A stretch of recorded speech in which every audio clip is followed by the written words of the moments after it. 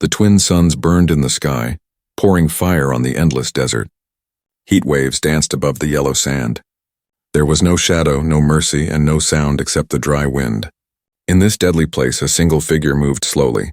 She was a young girl, fragile, limping, her body weak. Her name was Lyra. She had been left behind to die. Her father was no ordinary man. He was the Baron, an alien ruler feared across the desert worlds. His armies crushed cities. His ships carried slaves. His word was law. Yet on this day he had done something colder than any battle. He had left his own daughter in the burning sands. Lyra's legs trembled. She stumbled forward, her crippled limb dragging in the sand. The desert did not forgive weakness, and she knew it. Her throat was dry. Her lips were cracked. The heat felt like a hammer striking her from every side. Still, she tried to move, even when every step cut like a knife. In her mind, the same question burned. Why, father?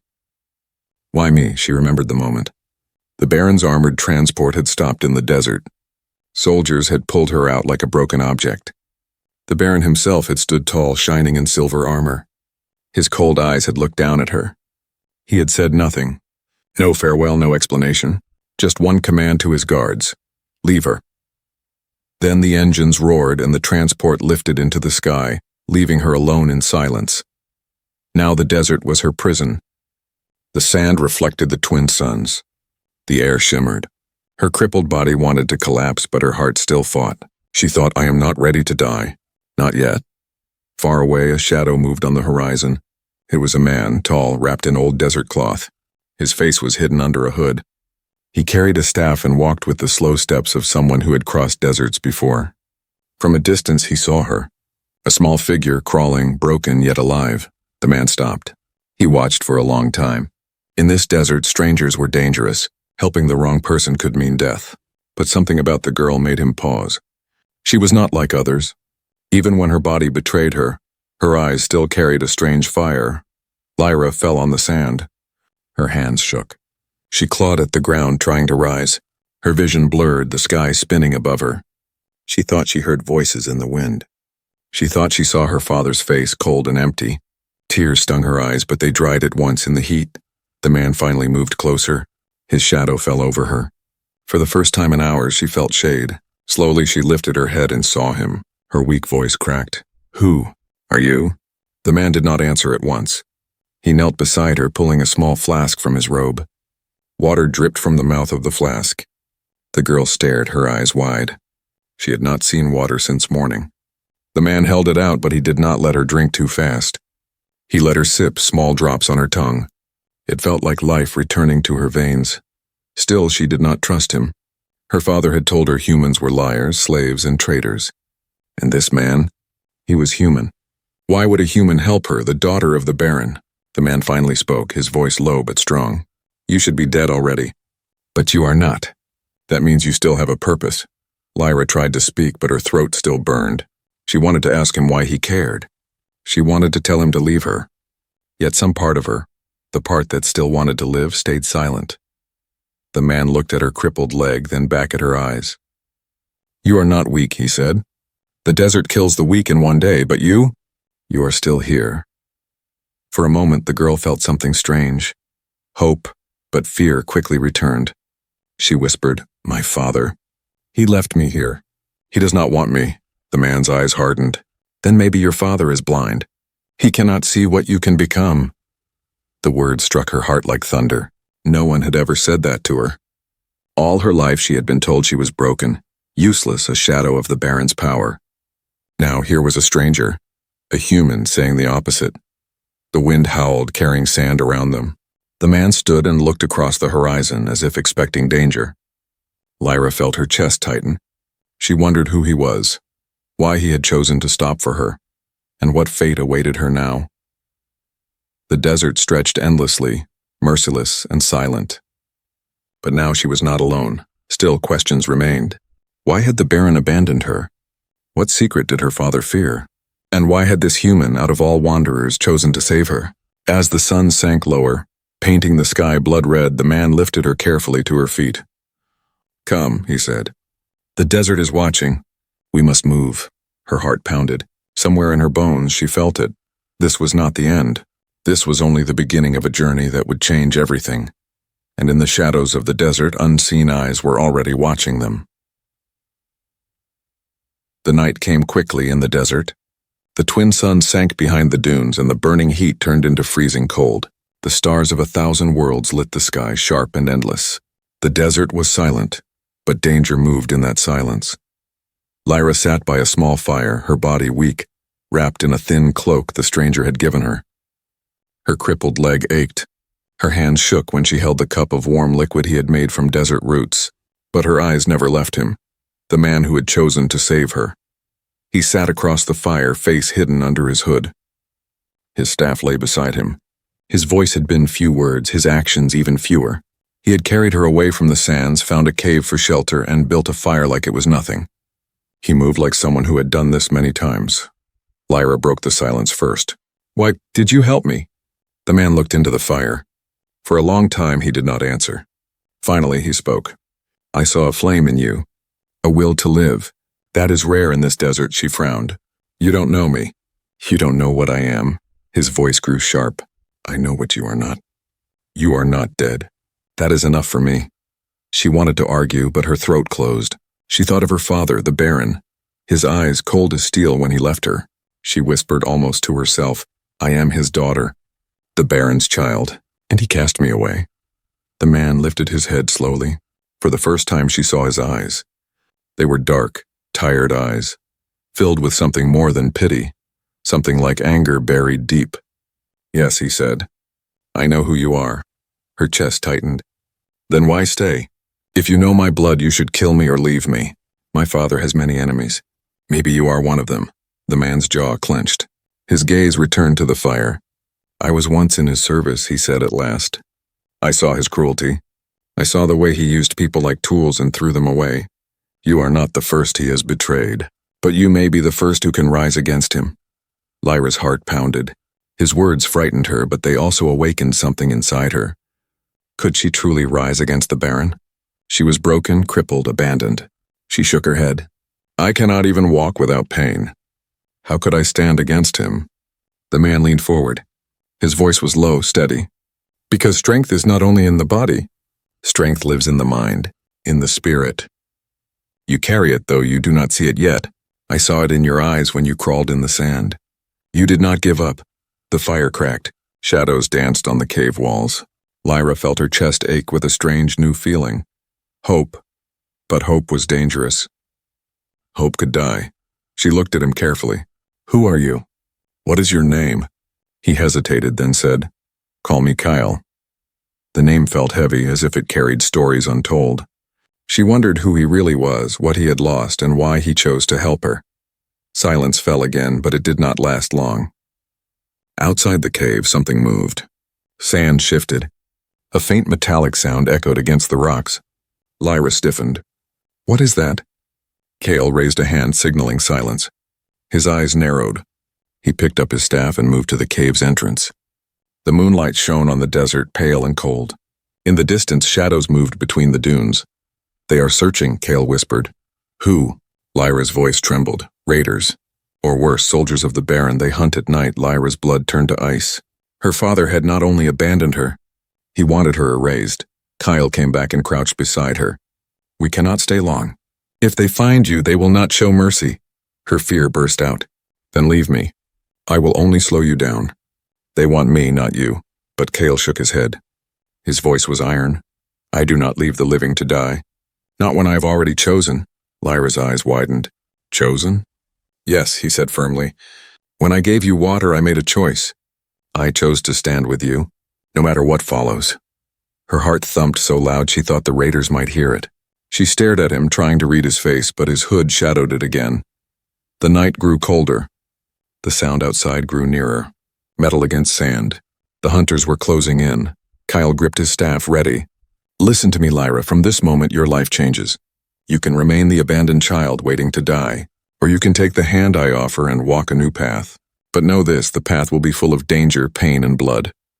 Her throat was dry. The firelight flickered between them.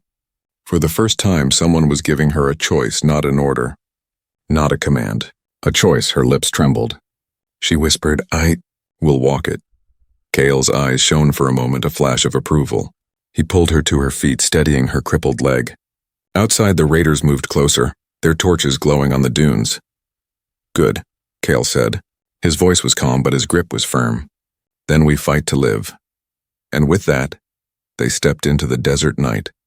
Two small figures against the endless dark, unaware that the eyes of the Baron's hunters were already locked on them. The desert did not forgive. By day, the twin suns burned like fire. By night, the cold bit like knives.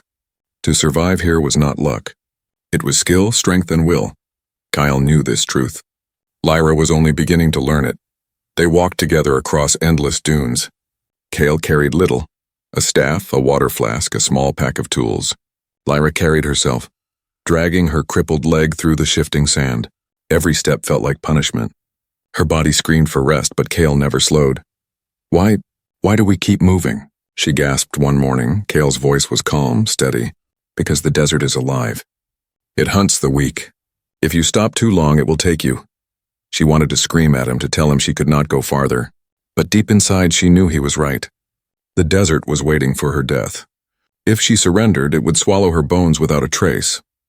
On the third day, Kale stopped at a rocky ridge. He pointed to a cluster of thin plants growing from a crack. "Water hides there," he said. Lyra blinked. "Water from plants? Everything in the desert hides life. You must learn to see it." He pulled out a knife, cut the stalks, and showed her how to squeeze drops of liquid into her mouth. It was bitter, but it cooled her throat. "Now you," Kale said, handing her the knife. Her hands shook. She tried to cut, but the blade slipped. The plant broke wrong, spilling its water into the sand. Lyra cursed under her breath. Kale did not scold.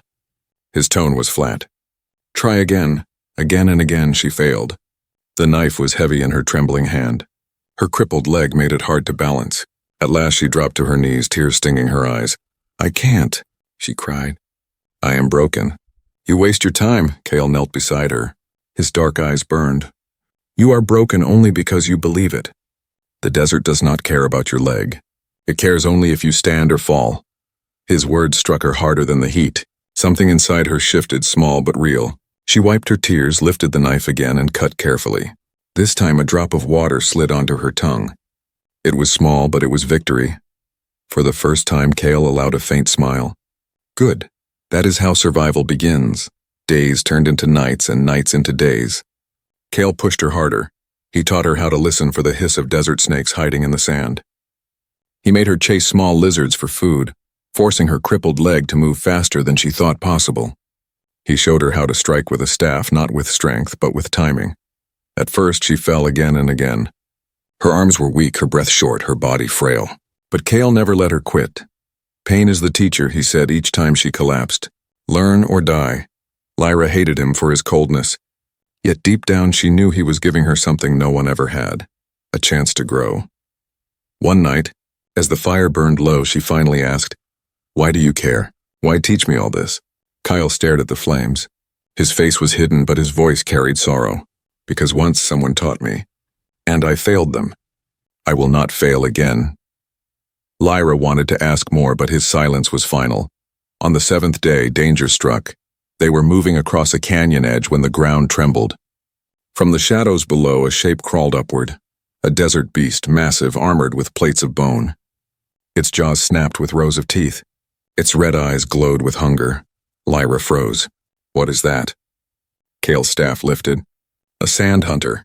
Move or it will eat you alive," the beast lunged. Kyle struck first, his staff slamming against its head. The monster roared, swinging its tail like a whip. Kale dodged, but he could not fight forever. "Run!" he shouted, but Lyra's leg betrayed her. She stumbled, crashing to the sand. The beast turned toward her, jaws opening wide. Terror exploded in her chest. She grabbed the nearest thing, a broken stick. Her mind screamed, "Useless!" Yet Kale's words echoed. "The desert does not care about your leg. Stand or fall." She stood. With both hands, she drove the stick into the creature's eye as it lunged. The beast howled, thrashing wildly. Kale struck again, crushing its throat. The monster fell, shuddered, and lay still. Lyra collapsed, shaking. Her heart pounded so hard it hurt. Kale stood over the dead beast, then turned to her. "You fought," he said simply. "That is what matters." Tears slid down her face, but they were not only of fear. For the first time, she felt something powerful inside her. She was not useless. She was not only the Baron's crippled daughter. She was alive. She had fought. Kyle extended a hand and pulled her up. His eyes met hers. Now you understand. Broken does not mean weak. Remember that. The desert wind howled through the canyon, carrying away the smell of blood. Lyra stood straighter, her leg aching but her spirit burning. Something had changed.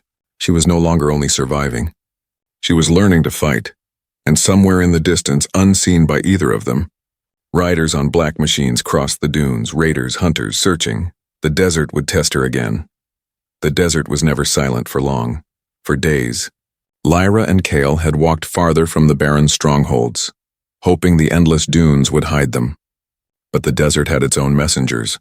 Tracks in the sand, fires at night, whispers carried by the wind. Raiders always found prey.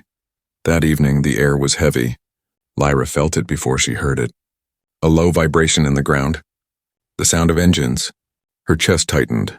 Kyle stopped suddenly, his staff pressing against the sand. His eyes narrowed. "They are coming." "Who?" Lyra asked, though she already feared the answer. "Raiders," Kale said. "Scavengers, killers, slaves of the desert."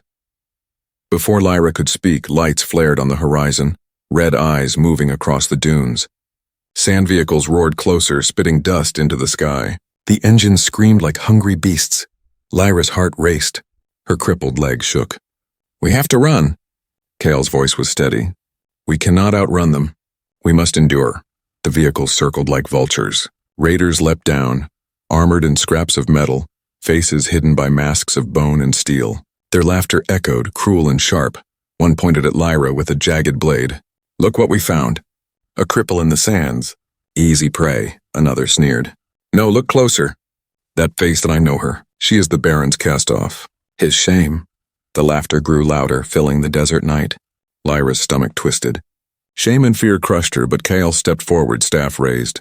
"She is under my protection," Kale said, his voice cold as stone. The raiders roared with laughter again. A human protecting the Baron's broken child? Pathetic. "Kill him, and we will sell her bones for coin." The first blade struck. Kale moved like the wind, staff slamming against the attacker's helmet with a crack. The raider fell, blood spilling in the sand, but more rushed forward, a tide of steel and fire. Lyra stumbled back, terror choking her throat. Kale fought alone, his staff flashing in the firelight. Every strike was precise, every movement a dance of survival. But there were too many. His breath grew heavy, his body slowed. A raider grabbed Lyra by the arm, yanking her forward. "The Baron was right to throw you away." The man spat. "You are nothing but trash."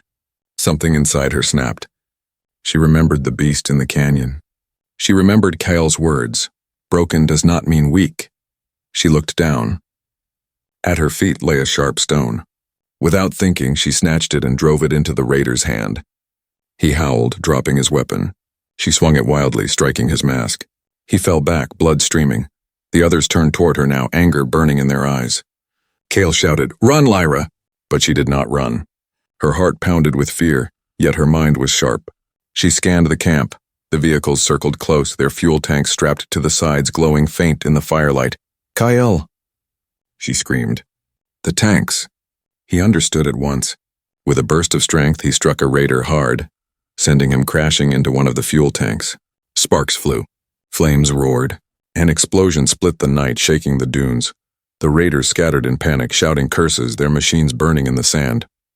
Lyra's ears rang from the blast, but she was alive. Kale rushed to her side, gripping her shoulders. "You saw what I did not," he said, breathless. "You turned their strength against them." Lyra trembled, her body weak, but her eyes were fierce. "I will not die like trash. Not for them. Not for him." Kyle nodded, pride flickering in his eyes. "Good. That is the spirit that will carry you forward." But their victory was not complete.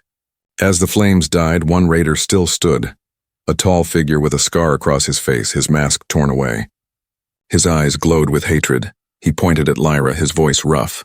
"Your father wanted you dead, girl. He paid us to finish what he could not." The words cut deeper than any blade. Lyra staggered. "My father sent you?" The raider grinned, teeth broken. "The Baron has no daughter, only an embarrassment, and we will collect our payment in your blood." Before he could strike, Kale's staff crushed his skull with a single blow.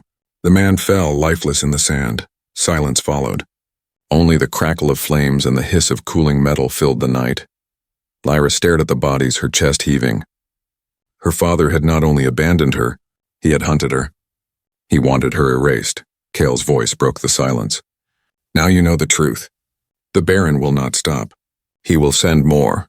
He fears you. That is why he wants you gone. Lyra's tears fell, but they were not only of pain. They were of fury. Fury at betrayal. Fury at the life stolen from her.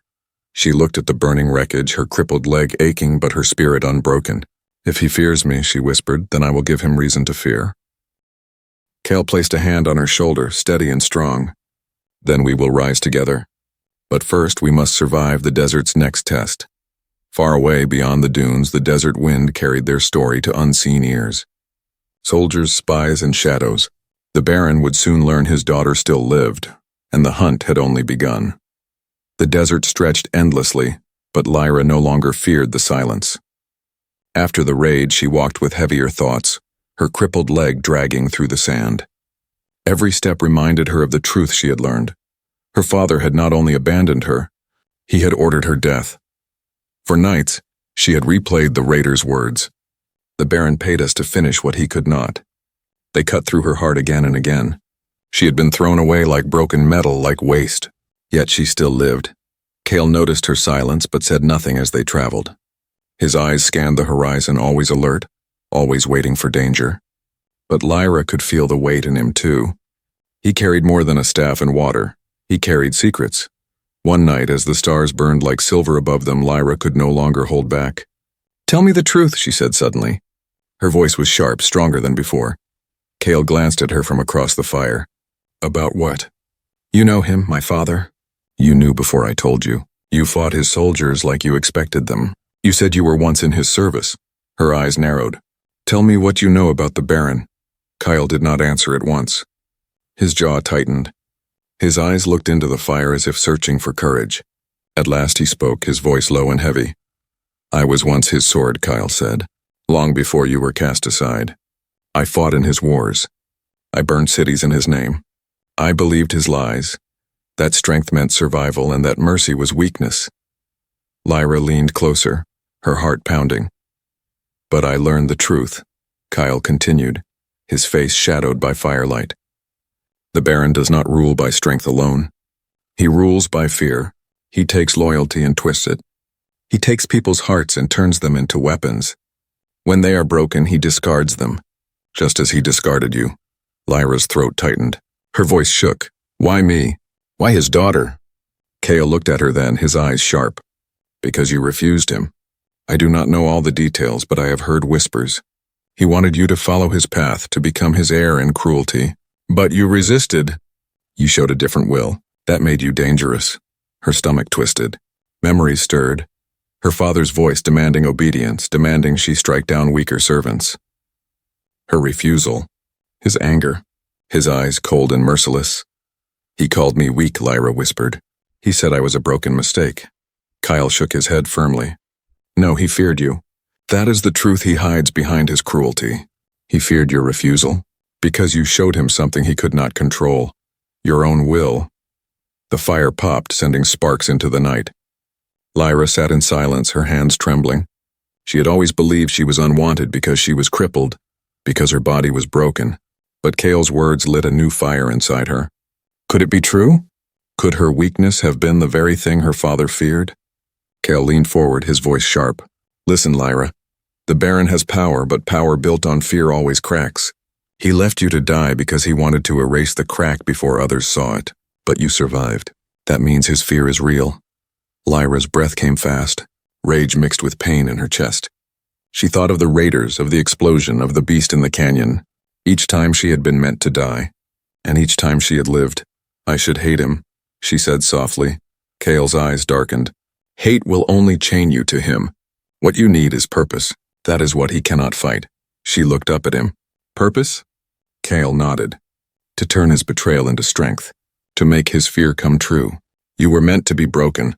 Instead, you will become his undoing." The words struck her heart like a blade, but this time the wound felt like awakening. She felt her crippled leg ache, but she no longer saw it as a chain. She saw it as proof. Proof she had already endured what should have destroyed her. That night, Lyra did not sleep. She stood outside the cave looking at the desert stars. She whispered to the endless sky, "I will not be erased. If he fears me, then he will remember me." Behind her, Cale watched quietly. For the first time since he had found her, he saw not just a broken girl, but the shadow of something greater. Days passed, and their journey grew harsher. Sandstorms whipped against their faces, food grew scarce. But Lyra no longer complained. She pushed her body harder, her mind sharper. Cale tested her each day, forcing her to climb ridges, to track small prey, to strike with her staff until her arms shook. Each failure only hardened her. Each small victory lit her spirit brighter, but shadows followed. At night she felt the weight of unseen eyes, riders crossing dunes, whispers in the wind. The Baron's reach was long and his fear was growing. One evening, as they shared a meal of roasted lizard, Lyra looked at Cale and said, "If he fears me, then I must face him." One day, Cale's eyes met hers, steady and firm. "Yes, and when that day comes, you must not stand as his daughter. You must stand as yourself." Her heart beat faster. For the first time she believed it. She was more than abandoned blood.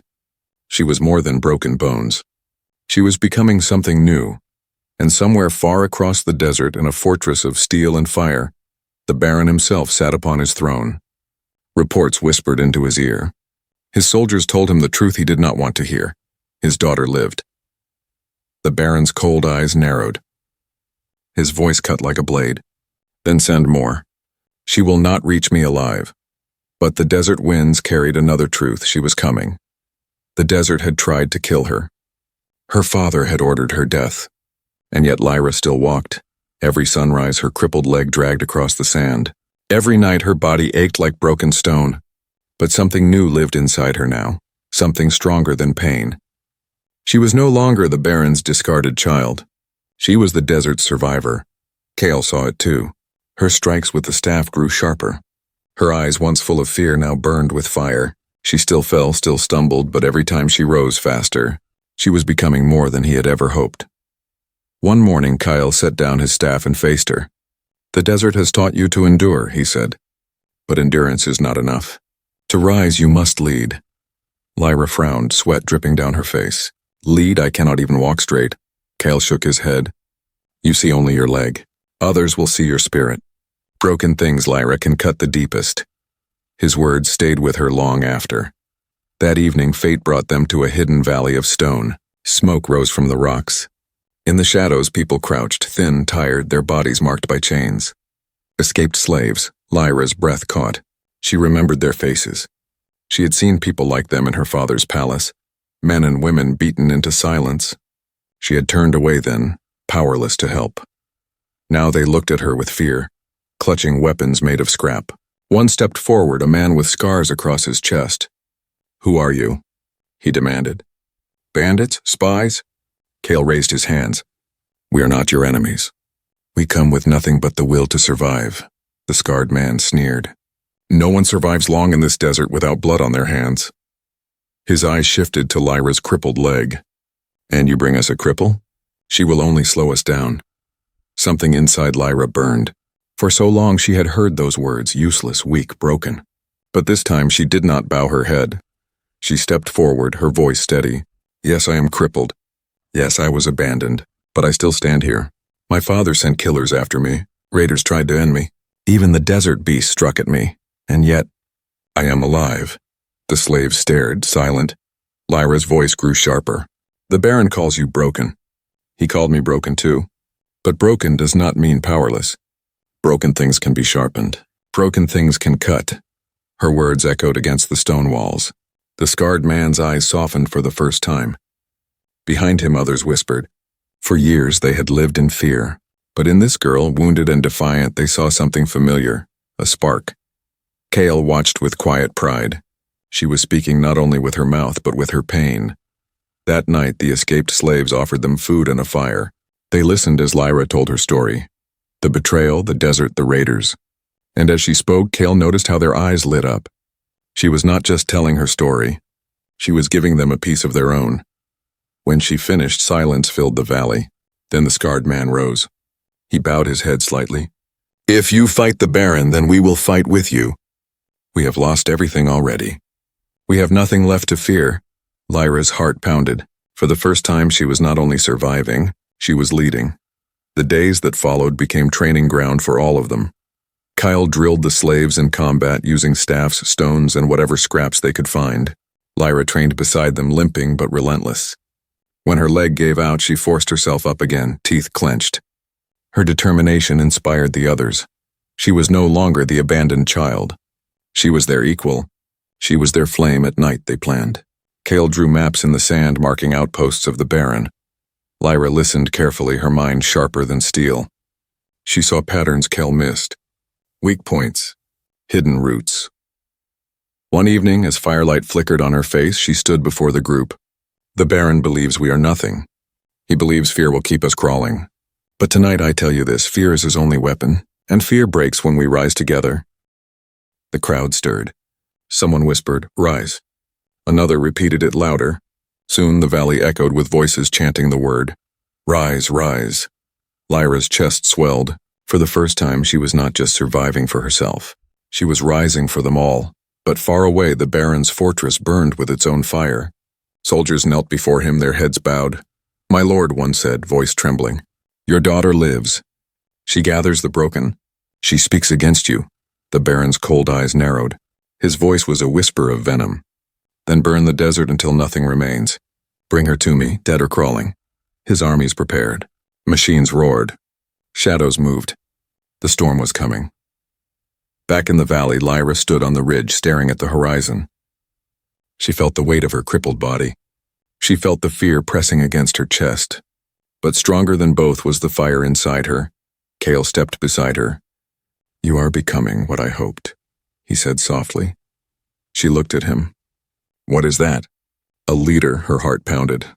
She had been abandoned in the sand to die. But now she was no longer the Baron's cast-off. She was the spark of rebellion. And like the desert fire, she would rise from the ashes. The desert roared with war. For weeks, Lyra and her band of rebels had struck the Baron's outposts, freeing slaves and burning supply routes. Word spread across the sands, the crippled daughter lives and she fights. The broken and forgotten began to gather, drawn to her fire. Now they stood outside the Baron's fortress. A black palace of steel rose from the dunes, its towers sharp against the red sky. Armored machines patrolled the walls. Soldiers lined the gates, their weapons glowing in the night. Lyra's heart pounded as she stood at the front. Her crippled leg ached, but she stood tall, staff in hand. Behind her, the rebels waited, eyes shining with hope. Kale came to her side. His voice was calm, but his eyes burned. "This is the moment. You began as one. Now you lead many. Do not falter." Lyra looked at him. "I'm afraid." Kyle placed a hand on her shoulder. "Good, only fools feel no fear." Courage is walking forward despite it. The gates of the fortress opened with a heavy groan. The Baron's soldiers marched out, armor gleaming, weapons ready. And at their center walked the Baron himself. He was taller than Lyra remembered, wrapped in black steel, his cape dragging across the sand. His eyes glowed cold like frozen fire. When he saw her, his lip curled. "My shame returns," he said, his voice echoing. "I left you in the desert, yet still you crawl before me. You should have died." Lyra gripped her staff, her body trembling, but her voice was steady. "I lived, and I rise not as your daughter, but as your end." The Baron laughed, sharp and cruel. "And look at yourself. A cripple, leading trash. You are nothing." Her rebels stirred, anger flashing in their eyes, but Lyra raised her hand. "Once I believed your words. Once I thought I was broken. But broken things can cut. Broken things can change the world." The Baron's smile vanished. His soldiers raised their weapons. The desert air tightened. "Attack," he commanded. The battlefield exploded. Sand turned to fire as rebels clashed with soldiers. Blades struck, machines roared, screams filled the air. Lyra moved through the chaos, her staff spinning. Her legs slowed her, but her mind was sharp. She struck where it counted, ducked when she must, and turned every weakness into a trap. Kale fought beside her, his staff breaking armor, his voice shouting orders. The rebels, though outnumbered, fought with fury. They had nothing left to lose, but the Baron was a storm. His blade flashed like lightning, cutting down rebels with ease. He moved through the battle like a shadow of death, his eyes locked only on Lyra. At last he stood before her, the battlefield raging around them. His soldiers circled, keeping others away. It was father against daughter, ruler against outcast. Lyra lifted her staff, her hands trembling. The Baron's voice dripped with venom. "Do you think you can defeat me? You cannot even stand without pain." Lyra's breath came heavy. "Perhaps, but I do not stand alone." Behind her the rebels shouted, their voices rising in a chant, "Rise! Rise, rise!" The Baron roared and struck. His blade smashed against her staff, nearly breaking it. The force threw her back into the sand. Pain shot through her leg. The Baron advanced, raising his sword high. But before he could strike, Cale appeared, blocking the blow with his staff. Sparks flew.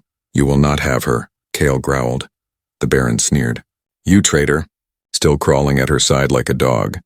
Their blades clashed again and again until at last the Baron shoved Cale aside, leaving him wounded in the sand. Lyra screamed his name, but Cale raised a hand weakly. "Stand, Lyra, this is your fight." The Baron turned back to her. "One strike, girl. That is all it will take." Lyra rose slowly, every part of her body burning.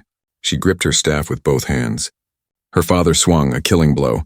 She stepped aside, using his weight against him, and slammed her staff into his knee. He stumbled, armor grinding. Fury blazed in his eyes. He swung again, but Lyra was ready. She ducked low, her crippled leg dragging her down, and drove her staff into the weak joint of his armor. The Baron fell to one knee. Their eyes met, hers burning with fire, his with rage. She lifted her staff for the final strike. The battlefield fell silent, but she stopped. Her voice cut through the silence. "No, I will not become you. Killing you here would make me your shadow.